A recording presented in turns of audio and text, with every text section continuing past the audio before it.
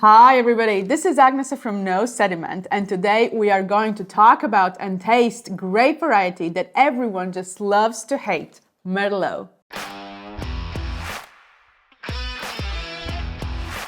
What is the problem with Merlot? It is the most widely planted grape variety in Bordeaux. It is one of the principal red grapes in California. It is grown in nearly every winemaking country in the world, and yet wine lovers often sneer at it. I refuse to acknowledge you know which movie as if it were the single most important factor affecting Merlot's trajectory from fame to doom. Not a single blog post or article about Merlot would be complete without mentioning it. So no, I will not. There must be something else to it. My first thought was that Merlot is known for producing smooth and juicy wines with bright and plump fruit-driven flavors, wines meant for early consumption at a very affordable price point. And yes, fancy wine lovers do not like these wines, hence all the articles of accusing Merlot of being boring and unexciting. Then there is the second category, Merlots that are famous for being great, legendary and nearly impossible to acquire wines,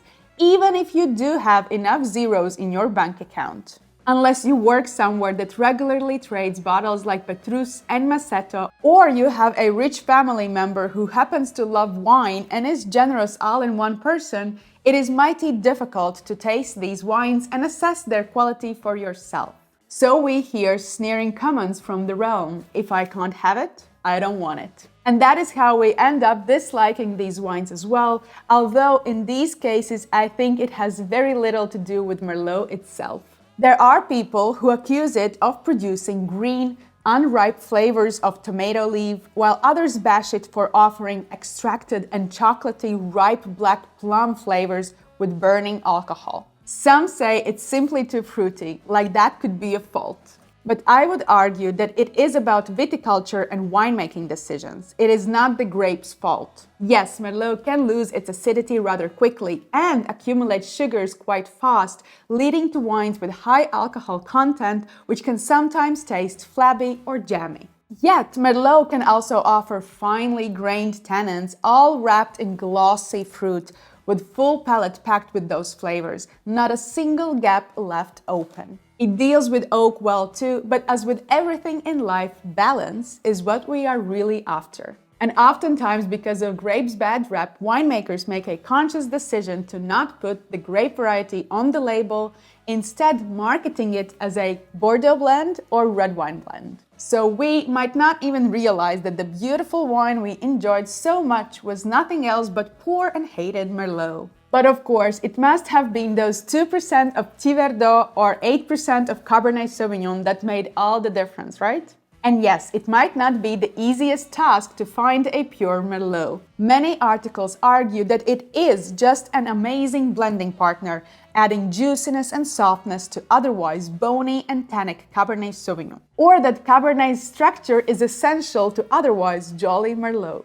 And yet, in California, Cabernet Sauvignon can easily reach full maturity, so much so that additions of Merlot are not really necessary. Cabernet there can provide its own juice and flesh. It is not as textured or as bony as the great wines of Bordeaux. Yet, I'm quite sure that Merlot regularly finds its way into those blends, if for nothing else than simply because it is so much more cheaper than Cabernet Sauvignon of the same quality.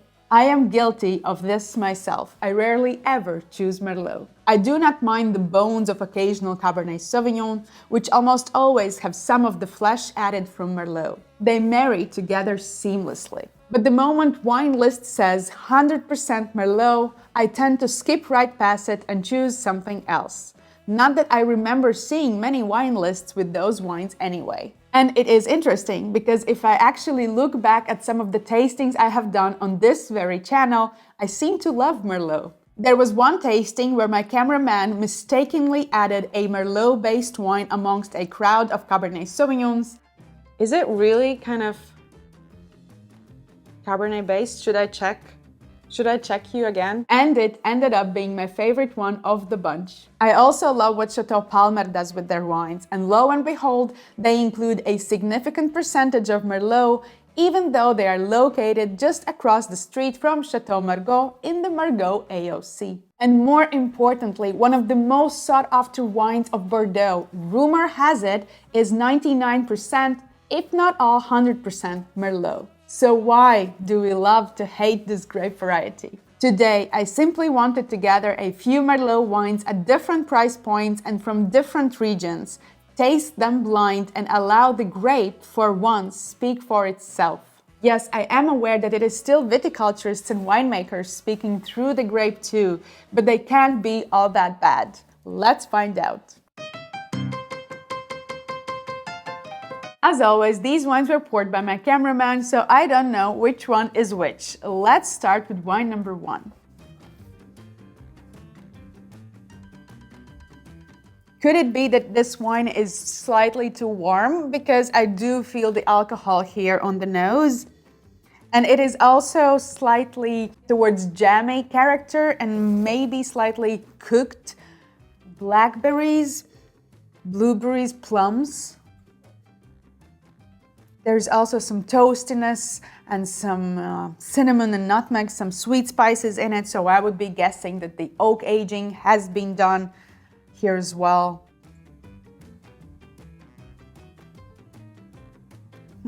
Yes, it's interesting. As I told you before, I really love fruit. I enjoy fruit, and I think wines should never be ashamed of having a lot of fruit in the glass. But this one, the fruit here is calmed. The fruit here is toned down, slightly oxidized or cooked. And then you have those spices from the oak. So in a way, maybe oak is slightly overpowering the fruit here. But then again, these wines might need some time to open up and develop, but let's just taste it. We don't have all the time in the world yet. My very first wine of the day, it is early morning. Acidity seemed screaming on the palate. It was just really zesty, energized. It was pumped acidity. And then the tannin kicked. It was like a wave. It had that really intense broadness, and at some points it even felt astringent, but then it calmed down. So it was not long-lasting astringent and kind of big tannin. It was like a hit. But this is my first wine, and maybe all my senses on the palate are still soft and sensitive to it because this is my first alcohol sip. I constantly notice that I sometimes am too harsh with the very first wine I taste. At this very moment, I think I will give this wine 88 points. Let's move to wine number 2. Okay, so this wine also seems really ripe, but we do have some of the ultra ripe but fresh berries, like freshly picked berries. They're ripe, they're juicy. Some may be overripe, but they are not cooked. I also somewhere in the background feel some of the spiciness of the oak, you know, some of that toasty element of vanilla. But the fruit is somewhere here in front and the oak is just surrounding it. Interestingly, this wine also has quite elevated acidity, quite, I would say even zesty acidity, which is so unique because we are talking about Merlot. I told you in the introduction that it can lose its acidity quite quickly. So here, having that really lively, juicy, you know, refreshing type of acidity seems absolutely good, amazing. But in comparison to wine number 1, here in wine number 2, the acidity is more integrated. It is better balanced with other elements of the wine. I have the fruit. It's like the acidity is packed with the fruit, you know, and then the tannins are there as well, but they're not standing alone, you know, as a separate textural element in the wine, the way it seemed in wine number 1. And it's also quite unique because I would expect this wine to be more bursting of fruit on the nose, but it seems quite shy. It seems dialed back. It is kind of, maybe, it is in hiding. It is interesting. Sometimes Merlot can have these broader, wider shoulders, but this wine, because of its lively acidity, it seems slimmer and there is some elegance to it. And I like the shyness, I don't know. I like how shy this wine is, how it's not in your face so much, and how you kind of need to communicate and have a conversation with it. I do also think that it might have some potential, and I will give this wine 91 point. Let's move to wine number 3.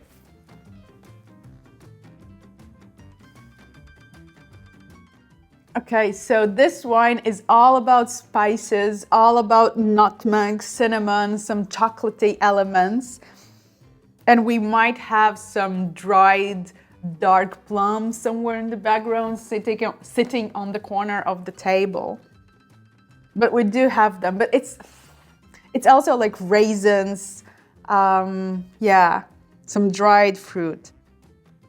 It is really spicy. This wine seems to tell me that I am big, I will be opulent and rich. And if you spend a lot of time with it on the nose, you start to feel some of the alcohol. But it's all spiciness that I feel. It's not bothering me too much at this moment. So let's taste it. All right, so the acidity has calmed down here, and this wine is much broader and wider. It is still fresh and it has a balance, so it is not flabby or jammy. So this is not the case, but we do feel that acidity is a bit lower here than maybe with wine number 1 and wine number 2. And the fruit here moved as a wave, so I maybe felt it a little bit on the first sip, then the mid-palate calmed down, and yeah, so maybe I felt that with this wine, the aftertaste was a bit shorter, because with wine number 2, the aftertaste lingered way longer on the palate.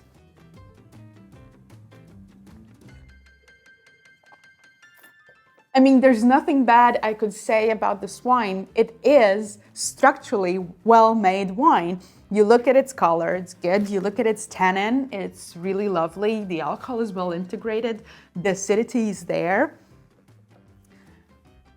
But somehow it seems lacking something. Somehow it seems lacking soul, or something that just ties all these structural elements together. Like if you would want me to fault this wine, I could not really. So I will give this wine 89 points. Let's move to wine number 4. Now this is dark wine. This is black wine. This is really intense on the color. And it is really intense on the nose as well. So we do have all these ultra-ripe blackberries, blueberries. We have really ripe, like chocolatey plums.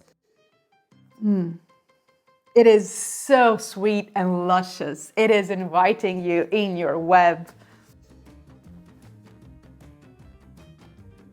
This is the fruit that apparently all of those people are talking about when we are talking about Merlot.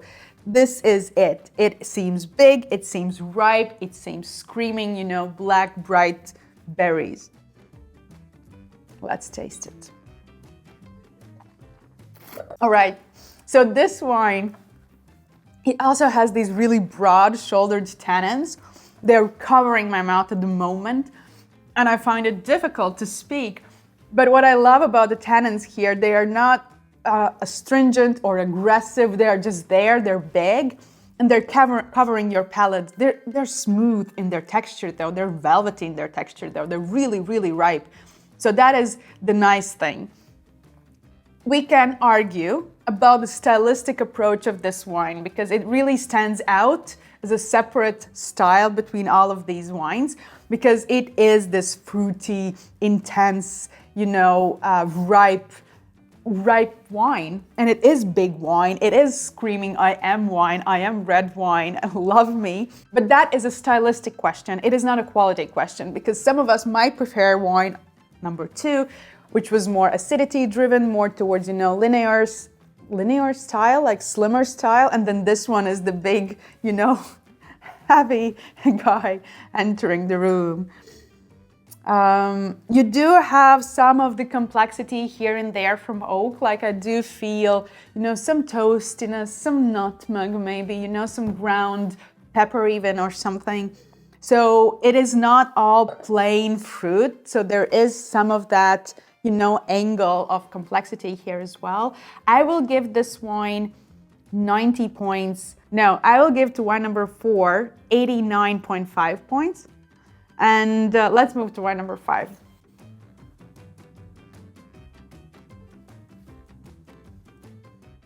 I love the nose here in this wine. It is fresh berries, it is ripe berries. We are talking about plums and blueberries, and blackberries and cassis. We have really beautiful breeze coming inside as well in the glass, something from oak, some of that complexity, and it is not really overpowering the fruit. It is kind of showing or giving a background and filling some of the gaps where maybe fruit is not shining. Like I would not argue that this is really old wine. I think it is youngish wine, but on the nose, it does show beautiful complexity evolving. There's some spiciness, some toastiness, some nutmeg to it. Yeah. And it's not sweet or jammy. It is all really earthy and savory. This is something that I like in this wine, and this wine's nose specifically. It might be a completely different story when we taste it. So let's taste it. I want to taste it again. Because the very first sip, the very first note that I felt on my palate was bitter chocolate. And I was just simply not expecting that. All right, so on the palate, this wine confused me a lot. So I tasted it, I think, 3 times, and my tannin buildup now is heavy on the palate. So it has really chalky type of tannin texture. I think it is lovely. I enjoy that a lot. But when you talk about wine and you use terms like bitter, people take it back and they think, that's not good. But here, this is the thing that I could not understand, because bitter chocolate is nice. And it also seems like you have some of the cranberries here, or really ripe rhubarb. Like, could that be in Merlot? But it seems like it has that zestiness, that prickly sensation on the palate. So I really loved it on the nose, and it was slightly confusing me on the palate. It might be the case that this wine is really youngster, and that all these structural elements on the palate have not married well yet. Because as I told you, like I had really beautiful texture of the tannin. I think that I loved the tannin in this wine the most from all of them, because it was not broad, it was not silky, but at the same time, it was never aggressive. It was just really firm and chalky, adding this wine beautiful texture. But then that rhubarb, that cranberry, that bitter chocolate element really confused me. Or maybe this is me just not completely understanding Merlot. I will give this wine 90, 92, 91, I will give this wine 91.5. All right, so let's reveal the wines. Wine number 1, the lowest scored wine on this flight.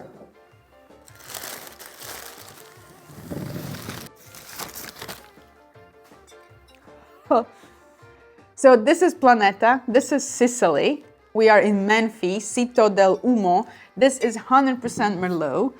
Planeta is quite well-known producer from Sicily, and I would want to say that Planeta has put, or is one of the producers that has put Sicily on the map, and Etna just came later, I'm really surprised.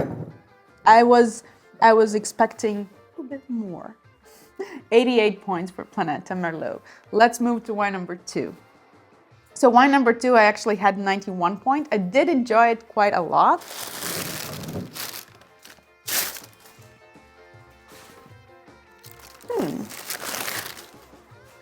Okay, so this is Meerlust 2022 Merlot from Stellenbosch. Quite historic producer. In all honesty, I was not expecting something particularly wow, because this is just like 20 euros. But 91 point actually is quite good for that price. And I'm not sure what is the price of Planeta. It might be a bit higher, I think 30, 40 euros. The single grape variety Planeta wines are usually premium. Let's move to wine number 3. So this wine I gave 89 points. Ooh! Country that has never been on our YouTube channel yet, Slovenia. We are in Primorsky region. This is actually a really large producer. It is a cooperative, so they work with around 400 or even 450 different families. I happen to love cooperatives. I happen to love Produttori del Barbaresco, Domeneva How, and I think that if you have a great person on top, or management, then you can do great things with your wines. And I think this is what they are doing. So this is really interesting because I know Slovenia for other grape varieties. I would never associate it really with Merlot, but why not? I mean, they grow Merlot over the border in Italy as well, in the Alpine area. So why not in Slovenia? And guys, this was one of the cheapest wines in the bunch. I think it is way below 20 euros. Maybe not in the Americas, but here in Europe it is quite affordable, so definitely worth checking out and discovering. If you might not like Merlot, you might, look for other grape varieties. Let's move to wine number 4, which I thought was really broad-shouldered and big, and I gave it 89.5.